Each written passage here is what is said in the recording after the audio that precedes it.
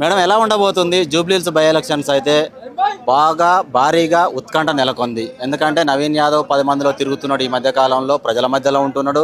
ప్రతి గడపలో కూడా తిరుగుతున్నాడు. పేద ప్రజల మధ్యలోనే ఆయన కనబడుతున్నాడు. ఎవరైనా సహాయం అడిగినా కూడా కాదనకుండా సహాయం చేస్తున్నాడు. సునీతమ్మ అసలు ఎక్కడ కూడా కనబడ్డ ఆనవాళ్ళు అనేవి చాలా తక్కువగా ఉన్నాయనేది వినబడుతుంది. మీరేం చెప్తారు మేడం? నేనైతే చెప్తా.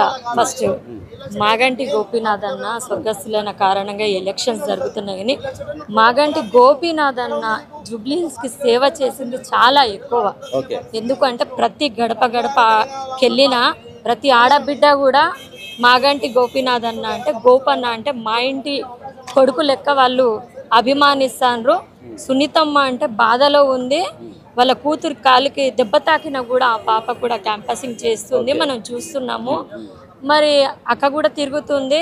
ఈరోజు కూడా మాట్లాడమంటే అక్క కూడా భావోద్వేగానికి గురైంది, మాట్లాడలేకపోతుంది. కానీ ఒక్కటే, జూబ్లీహిల్స్ ప్రజలందరూ గోపన్న చేసిన పనులన్నీ, గోపన్న చేసిన గొప్ప పనులు, ప్రతిసారి రంజాన్ తోఫా వచ్చి దాంతోపాటు అన్న కూడా ఇక్కడ ఉన్న మైనార్టీస్కి వేరేగా హెల్ప్ చేసేవాడు.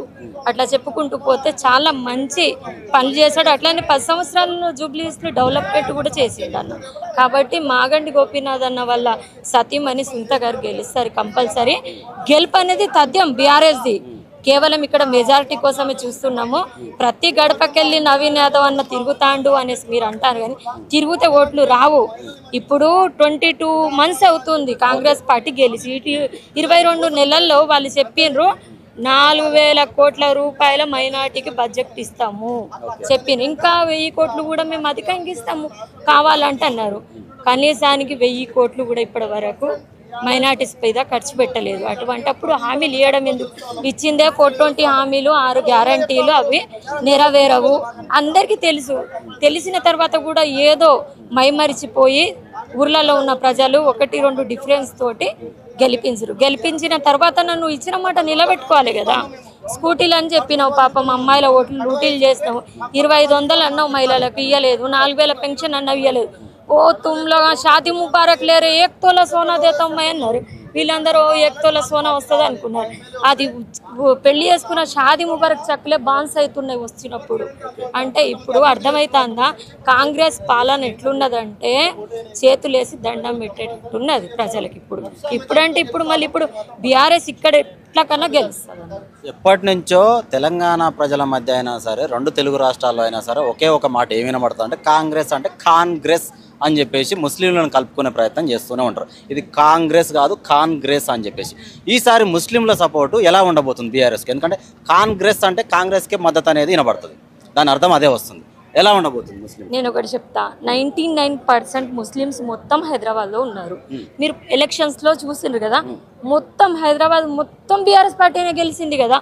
ఊర్లలో మీరు లెక్క పెట్టుకుంటూ పోతే 100 ఇల్లులు వేరే కాస్ట్ వాళ్ళే ఉంటాయి, 1-2 ముస్లిమ్స్ ఉంటాయి. ఇదంతా తప్పు. ఎందుకు అనంటే మైనార్టీస్కి ఎంతో మంచి చేసింది బీఆర్ఎస్ ప్రభుత్వమే. ఎందుకంటే షాదీ ముబారక్ ఇచ్చింది, మైనార్టీ స్కూల్స్ ఇచ్చింది, మాకు బీసీ మైనార్టీ బంద్ ఇచ్చింది. ఇట్లా చెప్పుకుంటూ పోతే చాలా వరకు ముస్లింలకు చాలా బాగా చేసింది. ముల్లా మోజంలకు కూడా మస్జిద్లలో ఉండే వాళ్ళకు కూడా శాలరీస్ పెంచింది బీఆర్ఎస్ ప్రభుత్వం హయాంలో. మదర్సాలు కూడా మంచిగా అభివృద్ధి చేసింది. అనిసుల్ గుర్బా అనేసి ఒక అమ్మాయిల మదర్సాలు ఎంతో అద్భుతంగా నాంపల్లిలో తీర్చిదిద్దింది బీఆర్ఎస్ ప్రభుత్వం. ఇట్లా చెప్పుకుంటూ పోతే చాలా ఉన్నాయి బీఆర్ఎస్ ప్రభుత్వం మైనార్టీస్ కోసం, సంక్షేమం కోసం చేసింది. ఎందుకంటే కాంగ్రెస్ అనేసి మీరు అంటారు, కానీ హైదరాబాద్లో ఓన్లీ బీఆర్ఎస్, కాంగ్రెస్ కాదు. ఇది ఓన్లీ కేసీఆర్ గారి బలగం.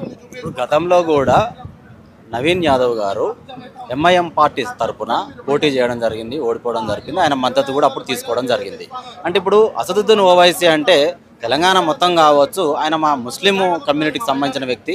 ఆయన ఎక్కడ సపోర్ట్ ఇస్తే మేము అక్కడనే సపోర్ట్ ఇవ్వాలనేది ఉండే అవకాశం లేదంటారు. ఒకటి చెప్పనా, కమ్యూనిటీకి సంబంధం లేదు. ఇక్కడ ఇండివిజువల్గా గోపన్న చేసిన గొప్ప పనులు చూస్తారు.